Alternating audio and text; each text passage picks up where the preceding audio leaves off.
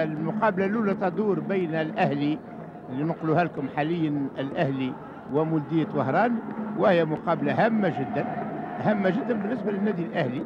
وقبل أمامكم ضربة البداية، قبل إذا النقل وبداية النقل نعطيه ترتيب الفريقين. بالنسبة لمولودية وهران اللي يلعب على يمين المتفرج في الشاشة بالزي متاعه الأبيض والأحمر فيليكس أبواجي، كم الرئيسي سعيد بالقولة من المغرب. أمامكم تشكيلة الفرق. الحكمان المساعدان وليد السعدي من الأردن وإبراهيم آدم من السودان. الحكم الرابع سعيد عبد الله من الإمارات. اللاعبين الاحتياطيين بالنسبة للفريق المصري: مصطفى كمال، محمد ثابت، محمد فاروق، أسامة حسن، محمد شرف، أحمد عبد المنعم، وأحمد عبد الظاهر. متعادلة بدون أهداف بين الفريقين، وفرصة وكاد الحارس المدافع صلاح الأهلي المصري تتفضل بسرعة تمشي الكرة لإبراهيم حسن. إبراهيم حسن في الوسط، ترجع له الكرة مرة أخرى. والنادي الأهلي في الهجوم، وتعرفوا أن مصلحة النادي الأهلي مش الانتصار فقط، بل تسجيل أكبر عدد ممكن من الأهداف، وما هوش باش يسجل إذا كان يقدر.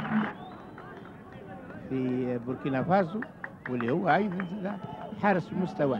ويتواصل إذا الهجوم لصالح النادي الأهلي، بينما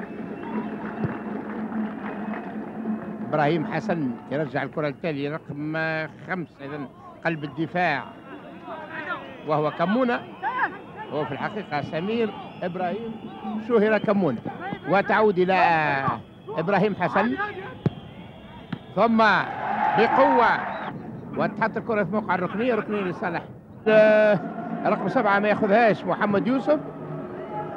تعود من جديد أمام اللاعبين الأهلي، وتصويبة هائلة من علي ماهر، كل مهارة وكل ثقة في النفس.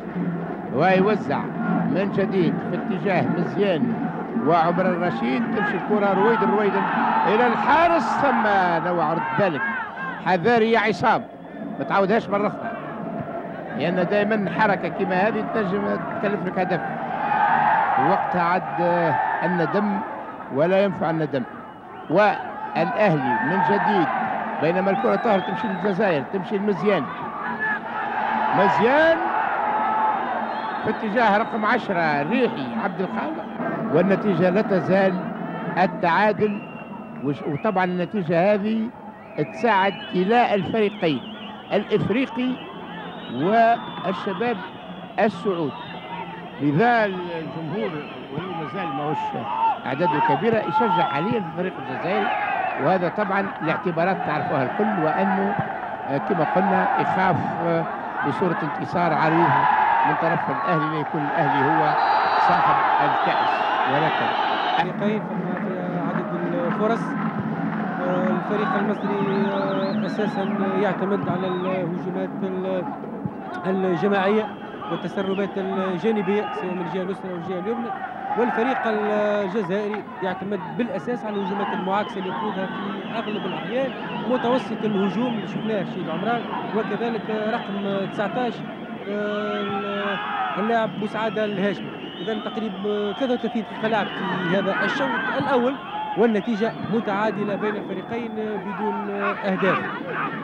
وهذه الكرة للفريق المصري، فما توزيع من ياسر ريان ويتدخل الدفاع في مرة أولى سمير كمونة، لكن تقصد الكرة من رشيد عمران. رشيد عمران اللي محاصرة لصيقة اللاعب سمير كمونة. ترجع الكرة للفريق المصري، إبراهيم حسن وما يتحكمش في كورته، ضيع ترجع للفريق الجزائري، وريح عبد الخالق توزيعته او تمريرته كانت بدون عنوان تمشي مباشره للحارس عصام الحضري. مدرب الفريق الجزائري سيد منصور الحاج سعيد فلسطيني الجنسيه يدرب فريق مولدية وهران. وفي التنفيذ ثم ابراهيم حسن علي ماهر وكذلك محمد يوسف. ثم لاعب ياتي من الخلف تنشوفوا محمد يوسف والدفاع يتصدى لهذه التسديده مرة أخرى. نزلت الكرة في الهواء ومباشرة رأسية من إبراهيم حسن يسبب فيه ما يكون في الصورة. تسديدة رأسية ضائعة تخرج. محمد يوسف يعكس الهجوم ويوزع سيد عبد الحفيظ داخل مناطق الجزاء ربما خطيرة والحارس في مرة أولى تضيع عليه الكرة. فما الدفاع في التغطية يبعد الخطر وتعكس الهجوم للفريق الجزائري لكن فما الدفاع تدخل من الدفاع. ابراهيم حسن في عليه الكرة. ما زالت الكرة عند الفريق الجزائري وهجوم الفريق الجزائري عن طريق نور الدين قادة. هذه فرصة وتحط كرة في موقع المخالف تتنفذ لصالح الأهلي المصري.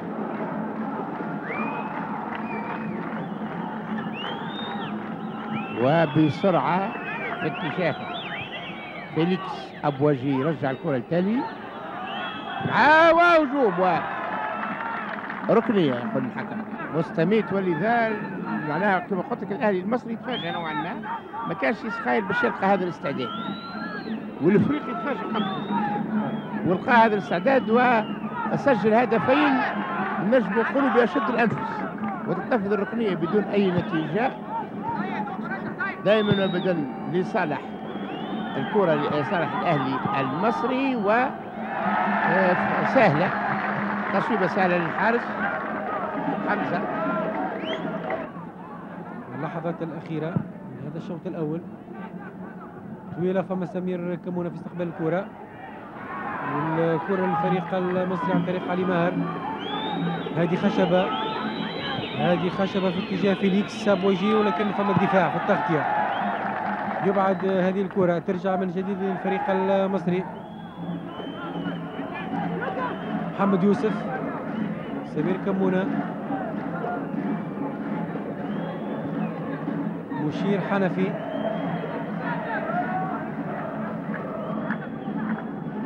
نزلت الكرة عند الفريق المصري. سيد عبد الحفيظ يتوغل ويوزع والتدخل من الدفاع على الكرة في الركنية والركنية في التنفيذ سيد عبد الحفيظ تتنفذ وياخذ كرة بالراس محمد يوسف وما زالت تختير على دفاع الفريق الجزائري ليبعد الخطر في مرة أولى. ثم الهاشم بوسعادة لكن ترجع من جديد للفريق الأهلي المصري يحاول يضغط في هذه اللحظات الأخيرة من هذا الشوط الأول. وتوزيع من سمير كمونة وفيليكس أبواجي والهدف الأول لصالح الفريق الأهلي المصري. بعد توزيع من سمير كمونة يتمكن اللاعب فيليكس أبواجي يروح طليق في وسط دفاع الفريق الجزائري ويتمكن من افتتاح النتيجة في اللحظات الأخيرة لصالح الفريق المصري. هاي إعادة للعملية فيليكس أبواجي ما لقاش صعوبة في لجن الكرة الشباك. الحقيقة المنطق نتاع كرة القدم اللي يخفق المرات العديدة خصمه ينجح. شفنا الفريق بتسديدة رأسية على إبراهيم حسن والوقت أوشك على النهاية.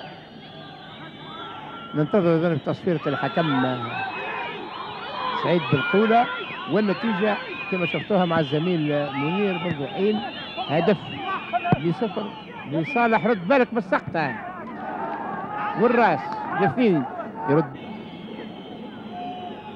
وفي انتظار اذا تصفيرة الحكم تعود الى الوراء وفي هذه الاونة الحكم الدولي سعيد بالقولة يعلن عن نهاية الشوط الأول من مباراة رفع الستار اليوم بمقابلات الختامية لكأس النخبة بنتيجة تفوق الأهلي المصري هدف مقابل 0. الهدف سجله الدقيقة 38 تقريبا اللاعب فيليكس، لا الدقيقة 41. شكرا وحظ سعيد في بقية مشوار هذا اللقاء. تفضل سي محمد.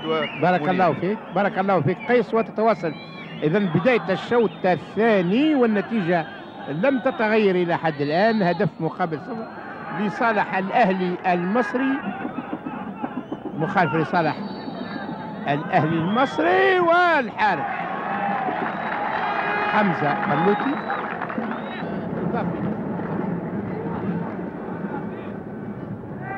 هل أن الحارس الأول تغير حتى تسجل له هدف؟ لا أظن.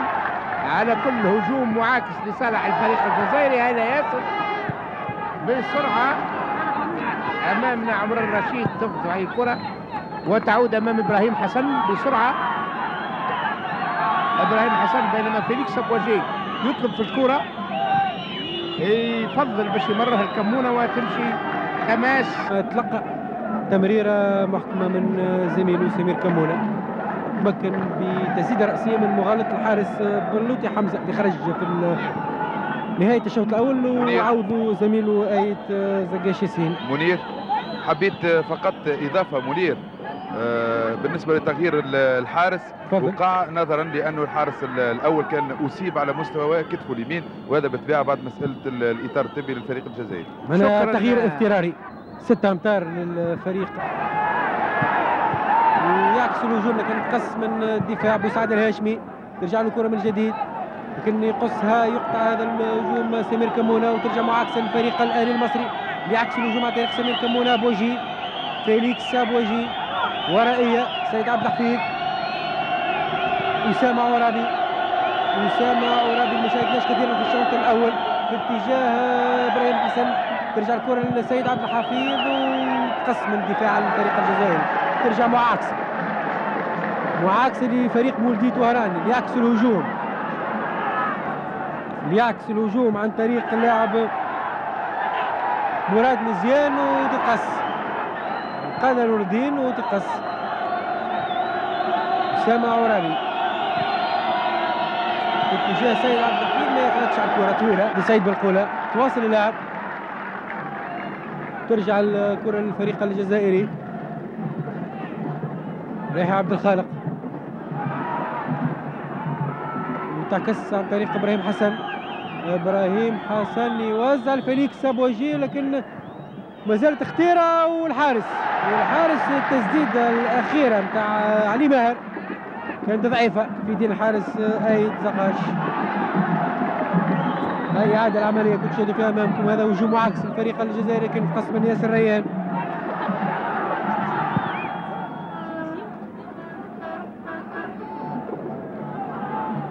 ترجع الكرة للفريق الجزائري والحارس يخرج أمام هذا الهجوم. نور الدين قادة مع أسامة عرابي. نور الدين في اتجاه عمران أو بوسعاد الهاشمي. كان الحارس ياخذ عصام الحضري ياخذ كورته،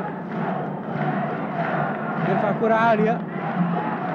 أما فيليكس أبواجي وتبع فيه أمين شعيب ويتحصل على مخالفة. فيليكس أبواجي سيد عبد الحفيظ طويلة من سيد عبد الحفيظ والدفاع في مرة أولى يتعكس الهجوم لصالح الفريق الجزائري عن طريق الهاشمي بوسعادة. الهاشمي بوسعادة ممتازة من الهاشمي بوسعادة لكن يدخل ياسر ريان ويرجع الكرة لحارس مرمى عصام الحضري.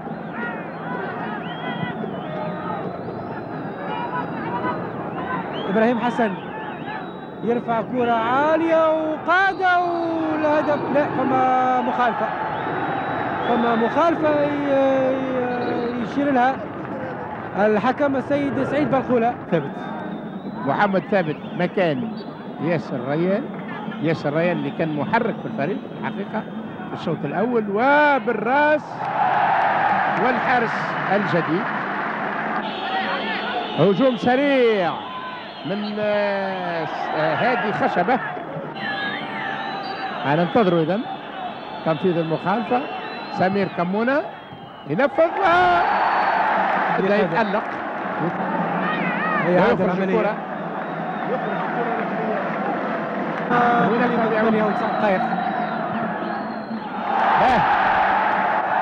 بينما يستميت كما شفت اللاعب الجزائري وهجوم هجوم سريع عمر الرشيد يقرب الكرة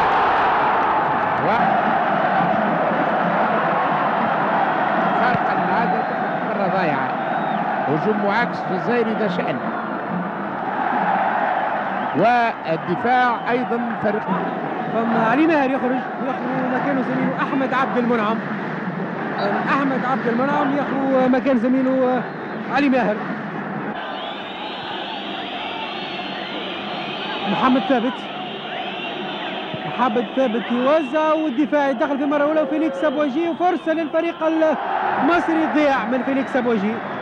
كانت فرصة سانحة للتهديف لصالح الفريق الأهلي المصري. أي إعادة العملية فرصة مضاعفة النتيجة لفريق الأهلي المصري. فيليكس أبواجي وتسديده مر هو فيديو ربح للوقت لأنه يعرف عربي. كرة عالية أمام فيليكس أبواجي يلتحق بالكرة معاه المدافع زايدة وتحط الكرة أمام سمير كمونة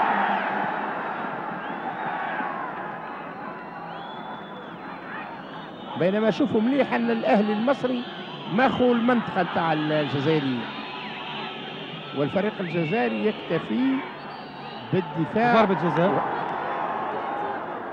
ضربة جزاء يعني هيا وقع عرقلته ولو رفع لصالح الاهلي المصري.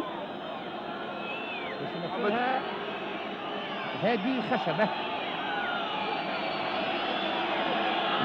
خشبة ينفذ الهدف الثاني لصالح الفريق المصري. الهدف اللي اسكت هنا جماهير النادي الافريقي مبدئيا على كل شيء. سي محمد المصري أيوة. يبحث على اللاعبين اللي هم طوال القامه. دخول محمد شرف قبل ضربه الجزاء بشويه. ركنيه لصالح الاهلي المصري تتنفذ طويله ويخرج قاده كشامله وفما مخالفه يقول السيد سعيد بالقوله لصالح الفريق الجزائري. بارك الله فيك. اذا هدف ابيض طبعا مخالفه لصالح الفريق الجزائري. اقتربنا من 10 دقائق بينما حارة نظارة حان الآن موعد صلاة العصر حسب التوقيت المحلي لمدينة تونس وما جاورها.